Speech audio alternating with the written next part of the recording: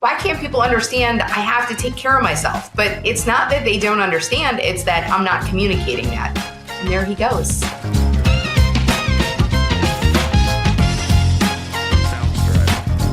What's going on, everybody, and welcome to yet another episode of your favorite podcast for real estate. I'm Sammy Rebecca. And I'm Rebecca Pesci. Thanks for joining us again. We are on the road, this time in the Lakeview neighborhood of Chicago at Barcocina, just about a mile away from Wrigley Field for all you Cubs fans out there. Sammy, why are we here? We're here because they serve a phenomenal espresso martini. Cheers. Cheers and a drink.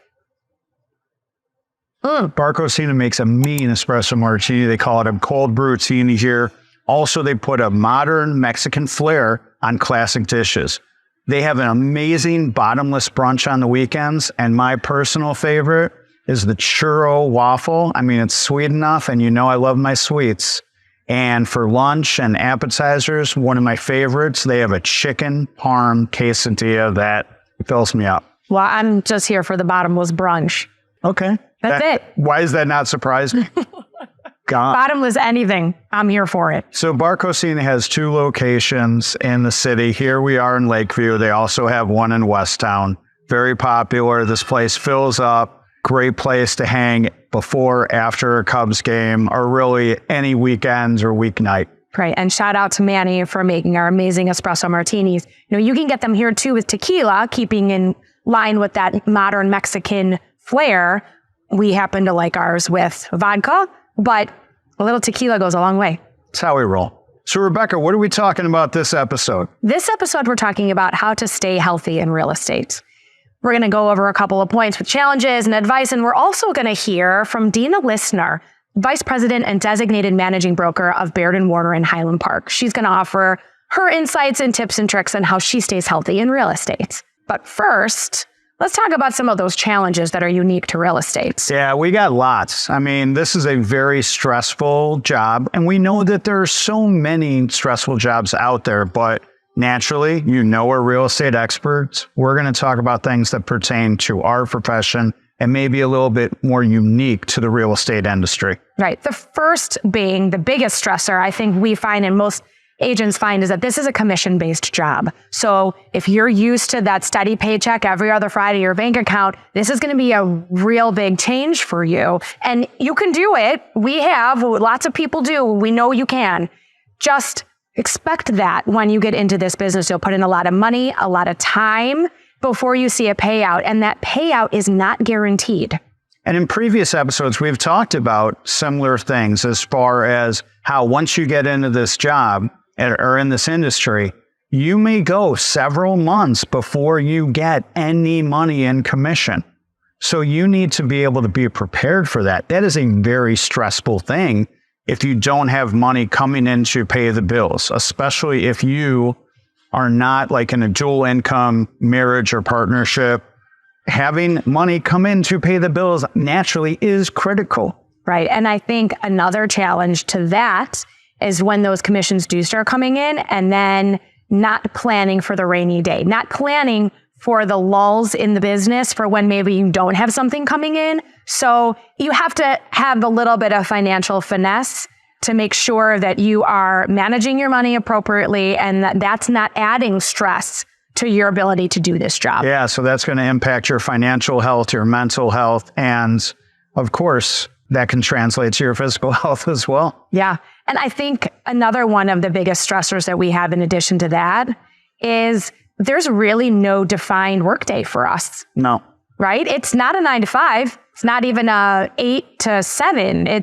Well, how would you describe it? Well, realistically, you might think it's a pro not having to necessarily set an alarm. That's fair. Every single morning. And that's one of the things I do love about it. But having that defined schedule definitely sets up structure for you to get into the office, to, you know, be with your clients. It's impossible to say, hey, I'm going to be with clients from 12 to 3 every single day. That, right. You know, it's all based on our clients. So having the structure is kind of helpful in those other positions. But in real estate, you're really in charge of your own schedule, your own efforts. And sometimes when you don't have somebody providing you with that defined schedule, it gets you erratic. It doesn't put forth your best performance. So that can impact things from a performance standpoint. And also, if you find yourself just laying in bed one day, hours and hours going by, you're not going to be productive. You're going to feel lethargic. And naturally, that's going to impact your state of mind. Right. And it's difficult because of that to plan for a personal life. So if you're the kind of person who normally was used to, 5 o'clock hits on a Friday, yay, the weekend. Let's hit happy hour.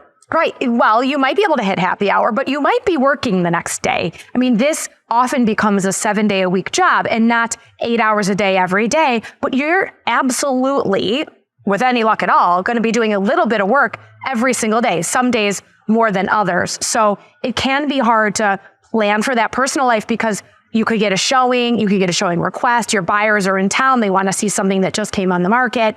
You have to be able to be a little flexible with scheduling. Otherwise, that's going to add a huge stress in your career. Let's say one of your clients wants to see $1 million property and you already have plans with your friends. What are you going to do? Are your friends going to be upset with you if you have to go take, one of your clients out looking at places? If they're understanding, sure, it's going to be great. But sometimes you have that battle, with family and friends over your ability to set aside time for them rather than being flexible and running off whenever your demanding clients want you to show them a property. But I don't mean to suggest that, there aren't things that you can plan around, right? If you have a significant family event, a birth, anything that is non-negotiable, your clients can wait, right? It's okay. It's okay to say, I'm sorry, I'm not available at that time, and plan around those things. That's not what we're saying. We're just saying that some of the more casual things that you might have going on in your life that have the flexibility to be changed might need to be changed if the conditions arise. Yeah. One of the things I know is that I love to travel, but I feel guilty every single time I plan a trip to get out of town. I have a team and they can cover me, but my clients are using us, a lot of them, to work with me. And I feel incredibly guilty going off, let's say, to Vegas, or later this year, I'm heading to Switzerland. Yeah, I rule. But I'm going to be gone for 2 weeks and I'm already feeling guilty about the fact that I'm not going to be able to take them and look at properties. We talked about that this week. We're talking about, should I go to Vegas? I'm thinking about going tomorrow for 2 days. And I said, do it. Yeah. Get out of here, go. And you hesitated and you ultimately didn't end up going. No. Because it's the guilt. It's the guilt being away and feeling like you're missing out. And look, I'm usually the one I'm not a great influence. I'm always like, go, 48 hours, you'll be fine. Those clients will be fine. Enjoy yourself. You should have gone. But instead, I planned for a great podcast episode with this one. And I thank you. I mean, when it comes down to it, there's so many challenges within the real estate industry. You are your own entrepreneur. You run your own business, okay? So a lot of times you feel like you are on an island. Yeah. Nobody is telling you what to do. Nobody is providing that motivation to you. You have to rise to the occasion by yourself so you can survive in this industry from a financial standpoint, from standing with clients, from getting those positive, referrals in the future. It's all your baby. So that is incredibly stressful if you are not self-motivated, have that intrinsic motivation that's going to guide you to be successful in this industry. Right. It can feel really isolating. It can feel really lonely if you don't really make an effort to stay connected in the industry with your colleagues. And we'll provide some tips later on our advice on how to combat some of these challenges. But, look, we keep it real, right? Hey, that's one of our taglines of our podcast. Oh, yeah, that's right. That is. We do keep it real with real estate. This is us keeping it real with you in this industry and some of the challenges you might face. And they're not insurmountable, but you need to know that going into it ahead of time and plan for it and manage it. And the isolation and the loneliness, especially in COVID, we were all very lonely and isolated in general, but this business particularly can lend itself to that. So you have to make an effort to stay connected, but that is a challenge and that can feel really stressful. Yeah. I mean, again, every single job out there has its pros and cons and especially the stresses. And it's just about navigating through things, making sure you're taking care of yourself. But before we get to our tips about how to combat that, why don't we listen and hear what Dina Lissner has to say about keeping it healthy, staying healthy with real estate. All right, ladies and gentlemen, we are now joined by Dina Lissner, Vice President and Designated Managing Broker of Baird Warner in Highland Park, Illinois. Dina, thanks so much for joining us on For Real Estate. Thank you. I'm excited to be here. Welcome, Dina. Thanks, Rebecca. So, Dina, we've known you a long time. We figured you would be great to have on the podcast. And today we're talking about staying healthy in real estate. But first, why don't you tell our listeners and viewers a little bit about you and your professional development and what led you to where you are now? Great question. Turning almost 50 next month. There's been a long progression that got me here, to say the least. But early in my career, I was a teacher. That's what I went to school for. And then as my kids got a little older, I went back to school for holistic health and nutrition.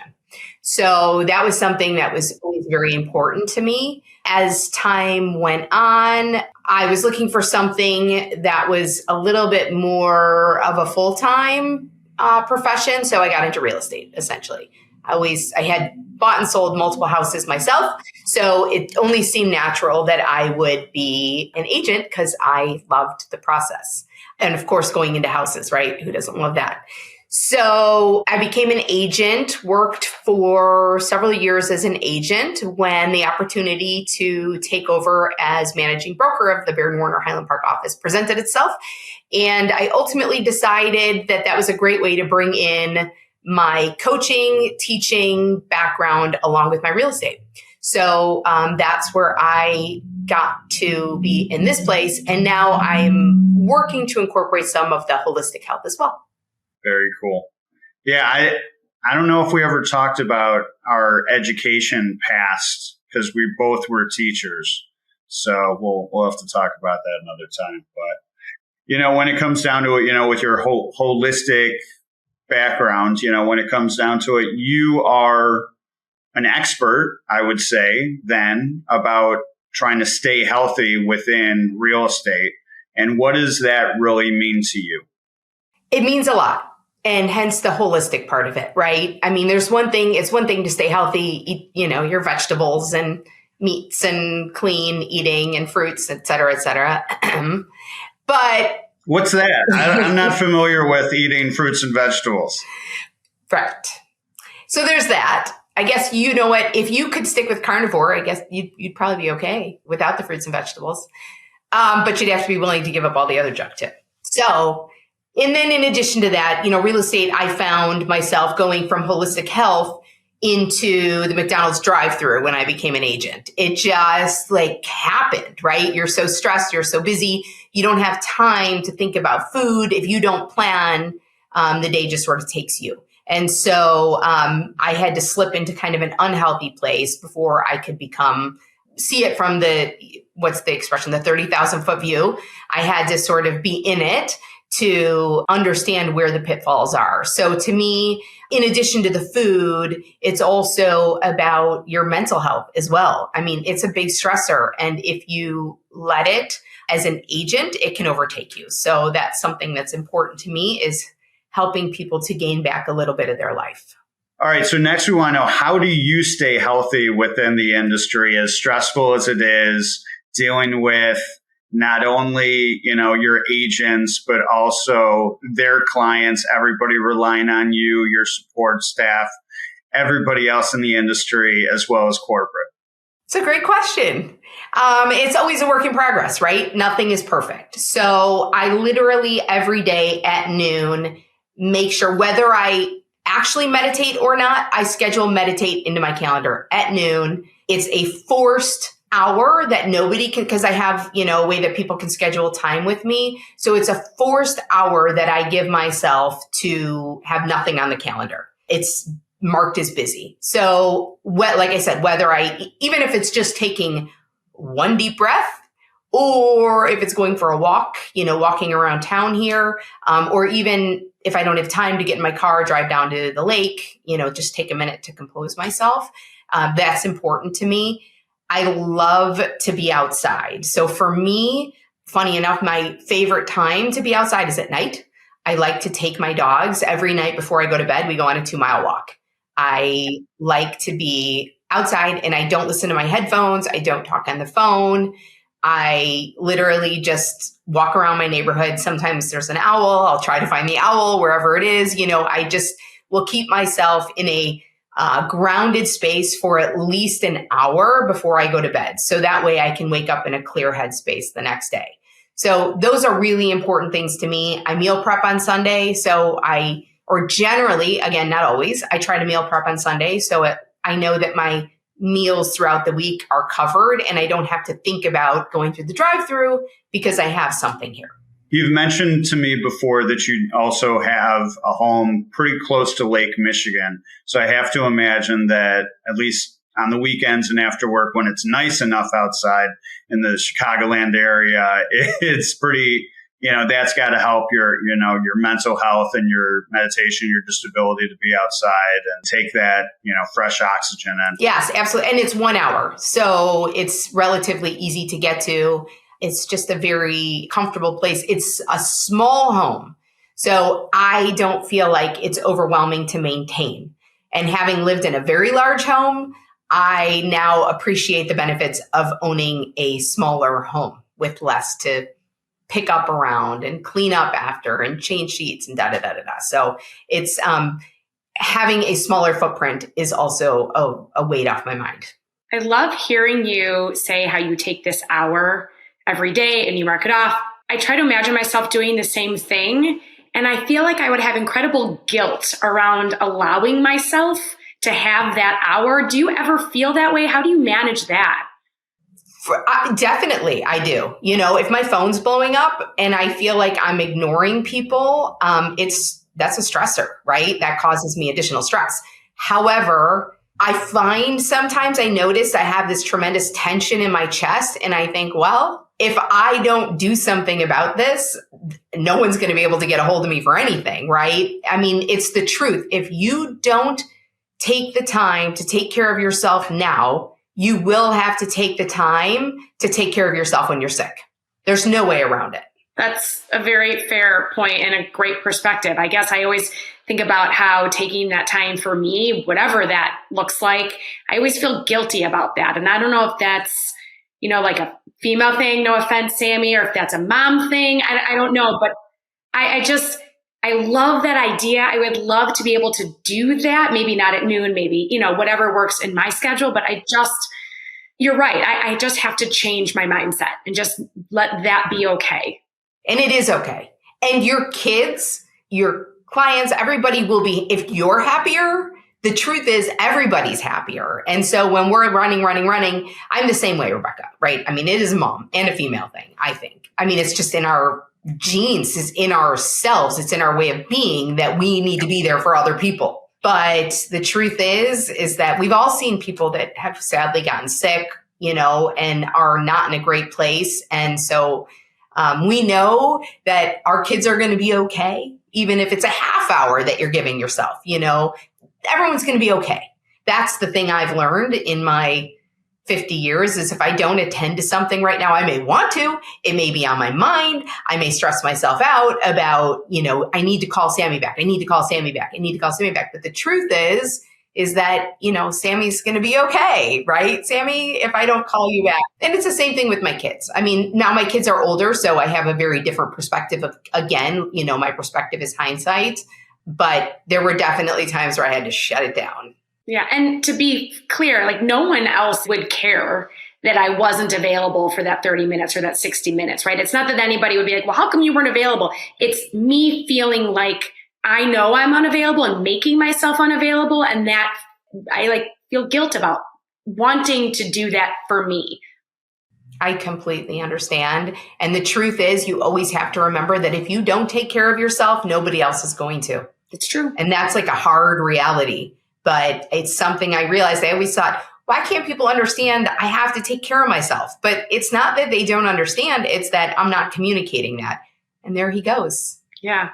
It's also, I think about, one of the difficult things as a broker is setting boundaries, right? And discipline, because this can become a 24-hour-a-day business. And if you being you, me, whoever in the industry, if you don't sort of set those boundaries and decide, you could just find yourself working all the time and never having time for your family, yourself, your hobbies, your, whatever your interests are. So I love that middle of the day. This is my hour. I'm going to reset. I'm going to reground myself and then move on with the rest of my day. And I find too with my phone, that I've learned to use the settings properly, right? I know how to turn it on to go to sleep at a certain time, and I don't get notifications. I also learned how to do emergency bypass for my kids. So if they need me, they can get me. But really, there are no real estate emergencies that happen at 9:30 at night.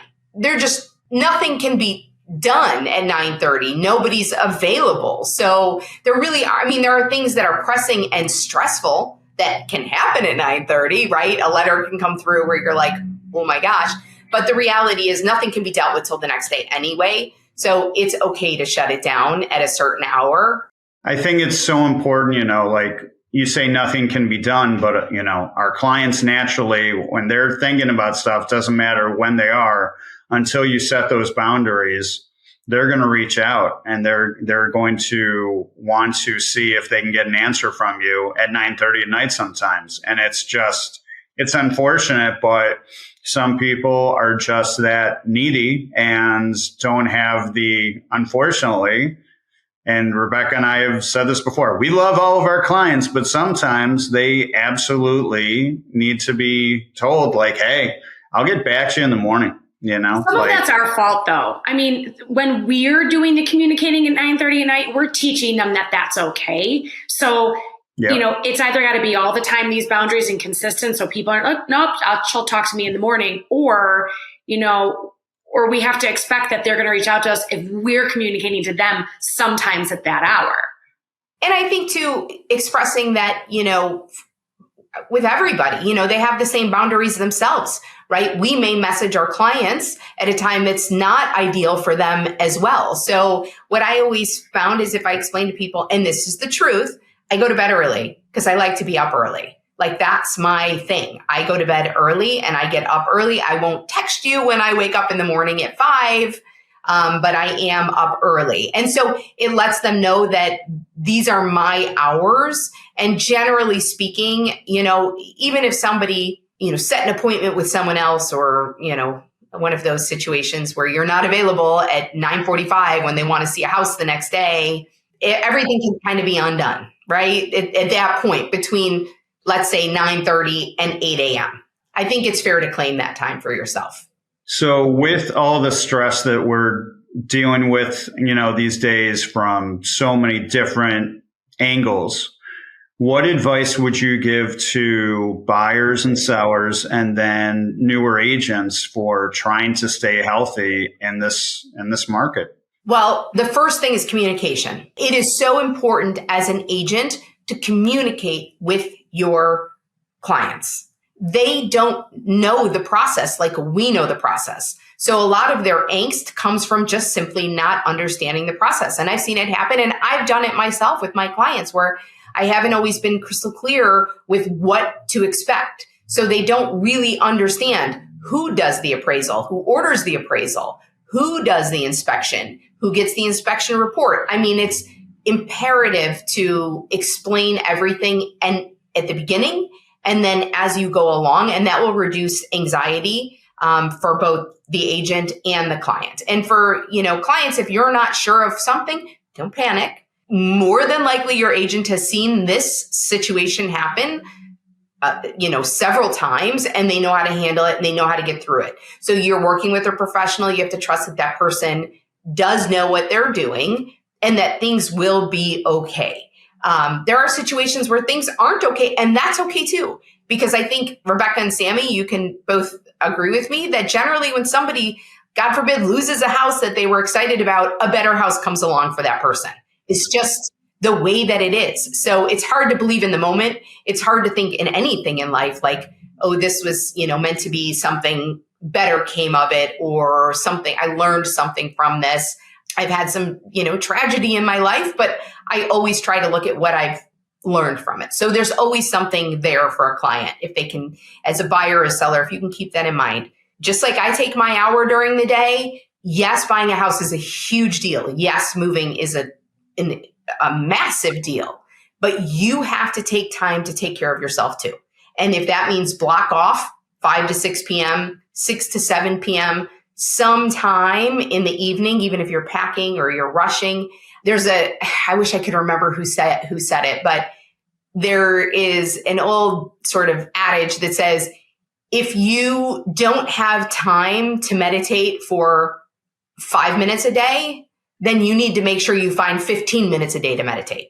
Because if you don't have the time, there's something bigger going on there. And ultimately, that's going to be better for your brain if you can take the time to relax, unwind, let yourself have that hour, and then get back into the chaos of life. Working, kids, moving, buying a house, applying for your mortgage. I mean, it's a lot. There's an end in sight. That's also something to always keep in mind. So sometimes I'm guilty myself of not taking the time that I need to take. Sometimes I get so crazed and I'm yelling and my kids are like, what's your problem?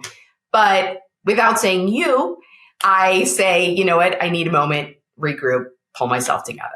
Yeah. And that's just being human, right? I think old, young, male, female, everybody sort of needs their time to regroup and re-energize and recharge. And there's no shame in taking that time and no shame in telling others that you need that time.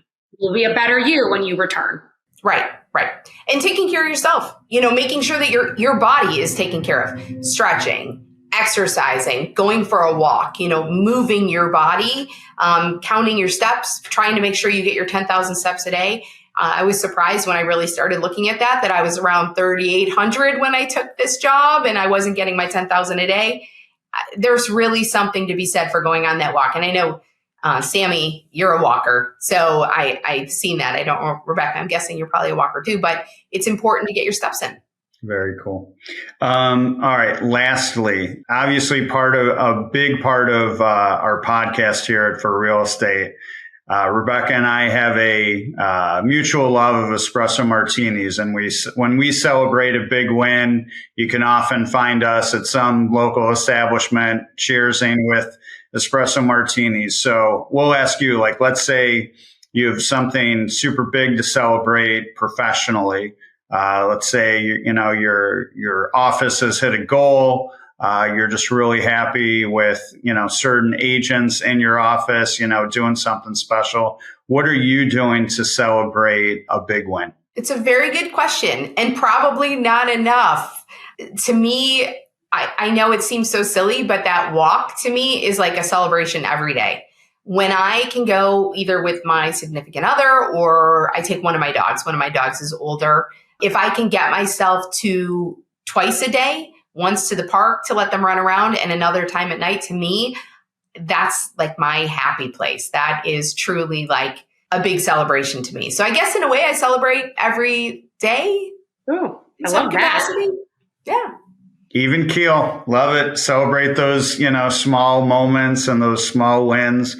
I do think it's very important because a lot of people, it's very easy to celebrate like a big accomplishment. At the same time, if you're not celebrating the little ones and just celebrating life in general, of course, you're going to get in your own head and it's going to be more challenging for you to stay healthy within this market and just within your own life. So I definitely think that's a great mindset. And a glass of Rombauer Chardonnay doesn't hurt. There it is. There you go. Okay. Now we got the real answer to the question. I was waiting for that answer. That's my happy too. Nothing wrong with that. Well, Dina, thank you so much for joining us today. We really appreciate your insight on how to stay healthy within this market and just in general. And thanks for coming on to For Real Estate. Thanks, Thank Dina. you both. Thank you so much. This was a lot of fun. That was some amazing insight by Dina, wasn't it? I agree. I think she had some really great points in there and really offered some insight into how you can, or she does, stay healthy and manage the stress in the industry. I was pretty shocked that she mentioned she was able to take like an hour in the middle of the day and she was just like lock it down. I'm doing my thing. I'm going for a walk. I mean, I get the walking with the dog, once you get home from work and everything, but middle of the day, that's brave. That's really admirable because, again, I would feel pretty guilty about stopping everything in the middle of my work day and taking time for myself. But hey, she set those boundaries, and that's a really important thing. Critical piece of advice that we have for all agents out there to survive and stay healthy in this industry by setting those boundaries with, your clients, your peers, everybody. Yeah, I was shocked too to hear that she blocks off from noon to 1 every day. I mean, you said brave, admirable. I mean, I think that's just real boss of her to set that time aside. I don't know that I could do it. I mean, I'm really impressed by that. But I think her point is that whatever those boundaries look like for you in your life, that's what's important to her. Maybe that's not what's important to you or to me. But just to have that time that you block off to fill with whatever it is that grounds you and keeps you sane. I mean, you have some things you do. Yeah. I mean, every Sunday morning, I like to play basketball with my friends. Twice a week, I want to take cardio kickboxing classes. Once it gets nice out, I definitely want to set aside an hour and a half, if I can, an hour and a half, and enjoy those wonderful days in Chicago when we have them and walk, about 4 or 5 miles. And it is such critical, just enjoyable time for me to decompress and just set that boundary and just be in my own element. Of course, I have my phone. Of course, I still have it with me, but having that time to exercise and decompress is so critical in this industry. Yeah, I try to take a couple mornings a week to play pickleball.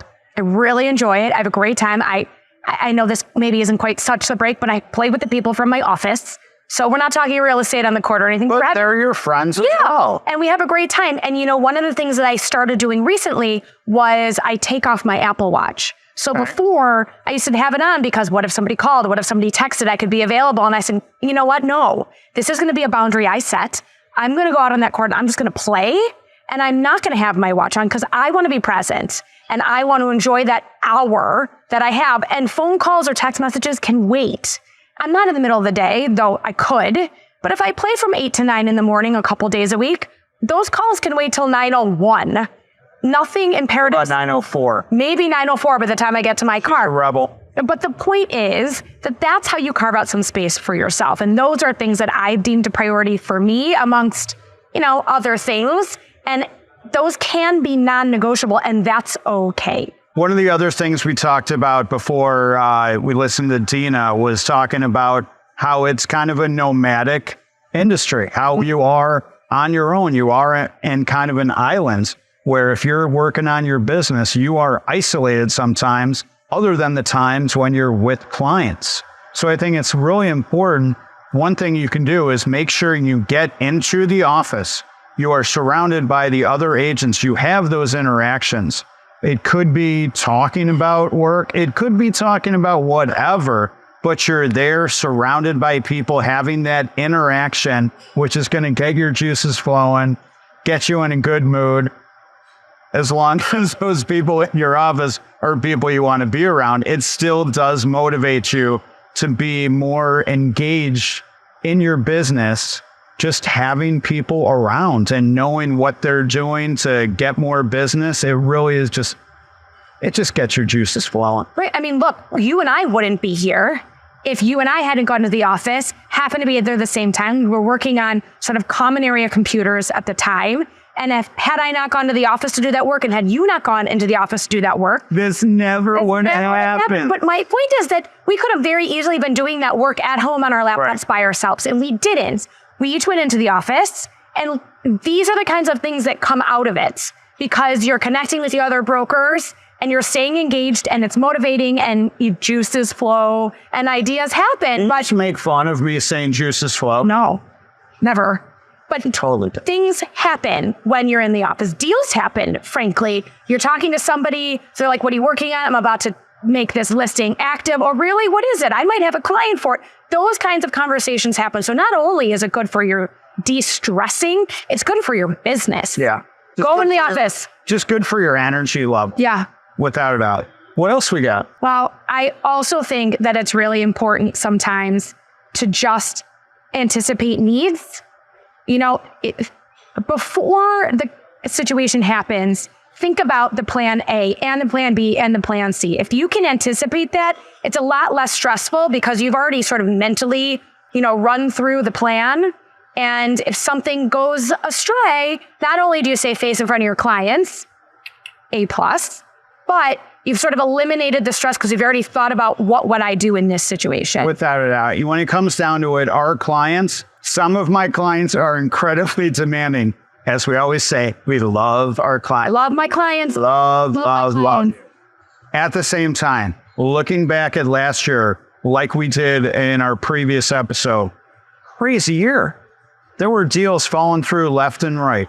There were battles getting to the finish line. And our clients naturally were stressed out, and they sometimes took it out on us. Yeah. It wasn't our fault that some of the deals fell through, but of course, the natural tendency is to look at somebody to potentially blame. That created stress.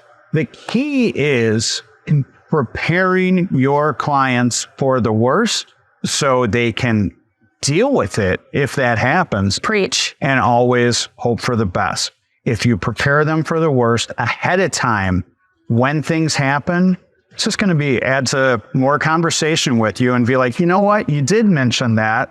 And that's going to give you a little bit more street cred with them, a little bit more respect, and less stress for you. I also would add, if you're going to run your clients through what the worst could be, have that conversation, but follow up with an email and say, as we spoke about, and detail what you just said, just to have a timestamp, just to have it in writing, so that if there's anything that happens down the line, you don't have to say, I told you so. It was already captured in writing, and it allows you to save face. So there's not that he said, she said, which again, can cause a lot of stress in your business. These clients, man, your clients are really demanding and can cause a lot of stress. Everybody's clients can. I'm not the only one. No, me too. Yeah. But I think, look, we provided a lot of opportunities here for you to manage your stress, a lot of ways to combat the stressors. I think we kept it really real in terms of what you could expect stressfully in this business.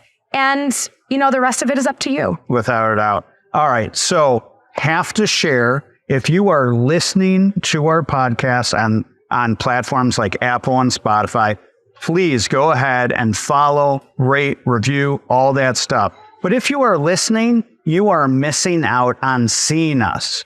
If you go to forrealestatepodcast.com, you will be able to see our YouTube channel and see us live in person, entertaining you. And you need to see the outtakes at the end of every episode. No, we're perfect every time. You need to see our outtakes where we kind of show a little bit more of the behind the scenes. I love it. Yeah. I absolutely love it. And who doesn't want to see these beautiful faces? It's not just for listening, folks. Look at us too. You're missing out if you're just listening, but we understand. Podcasts, people are going to listen. Just another reminder, if you know of, work at, or own a great establishment that makes a mean espresso martini, make sure you reach out to us. What's our email address, Rebecca? It is forrealestatepodcast@gmail.com. That's FOR, realestatepodcast@gmail.com. Hit us up. Let us know what you like. Let us know what you don't. Give us some suggestions. We're here to please. So before we go, we definitely want to thank Barcocina for the phenomenal espresso martini. Manny with his espresso martinis. Thank you for allowing us to feature your establishment today. Make sure you come see them. They're at 2901 North Sheffield and Lakeview, and you can also see them in Westtown. Rebecca, I think we've provided some great advice today. We were great. We killed it. We are great. We killed it. Now we are stress-free, everybody. No stress. Thanks for listening, guys. See ya.